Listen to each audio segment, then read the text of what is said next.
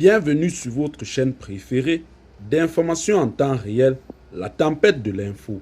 Avant de commencer, n'hésitez pas à vous abonner à la chaîne et d'être courtois dans les commentaires. Le président du Burkina Faso, le capitaine Ibrahim Traoré, a pris les rênes du pays dans un contexte extrêmement difficile, marqué par l'insécurité grandissante due aux attaques djihadistes ainsi que des défis économiques et sociaux majeurs. Depuis son arrivée au pouvoir, il a clairement défini ses objectifs visant principalement à restaurer la paix et reconstruire le pays sur des nouvelles bases.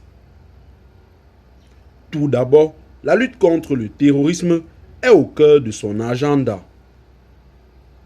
Le Burkina Faso, comme plusieurs autres pays du Sahel, fait face à une insurrection djihadiste qui a débuté en 2015.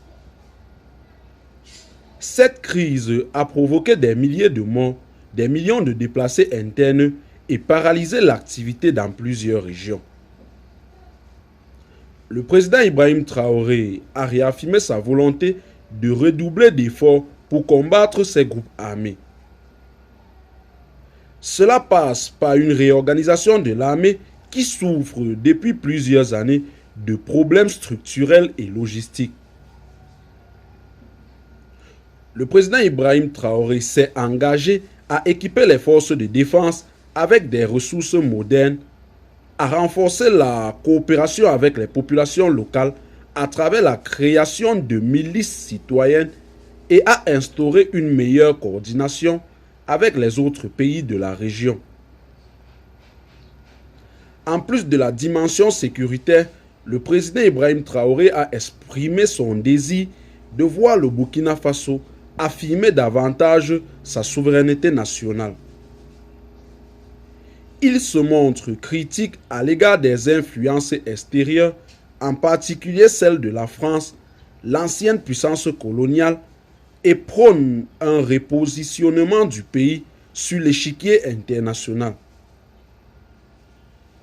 Il a par exemple entamé des discussions avec des nouveaux partenaires internationaux comme la Russie pour diversifier les alliances.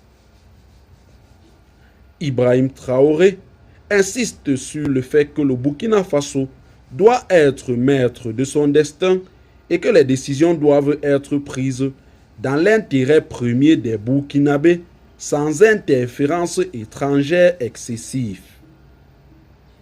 Enfin, le développement socio-économique du pays est un autre objectif crucial. Le Burkina Faso, déjà l'un des pays les plus pauvres du monde avant la crise sécuritaire, a vu ses conditions économiques se détériorer davantage.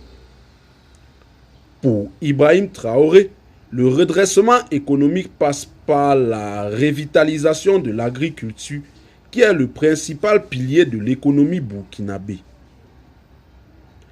Il veut mettre en place des programmes pour améliorer la productivité agricole et permettre aux agriculteurs de mieux s'adapter au changement climatique.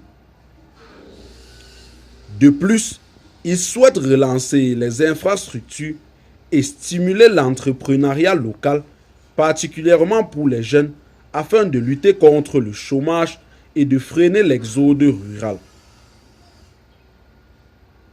L'amélioration des services de base, notamment dans les domaines de l'éducation et de la santé, est également au centre de ses priorités.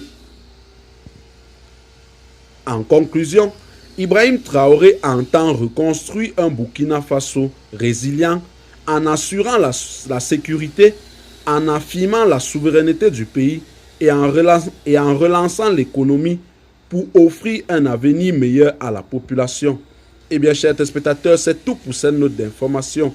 Laissez-nous en commentaire vos impressions et à très bientôt pour une nouvelle note d'information.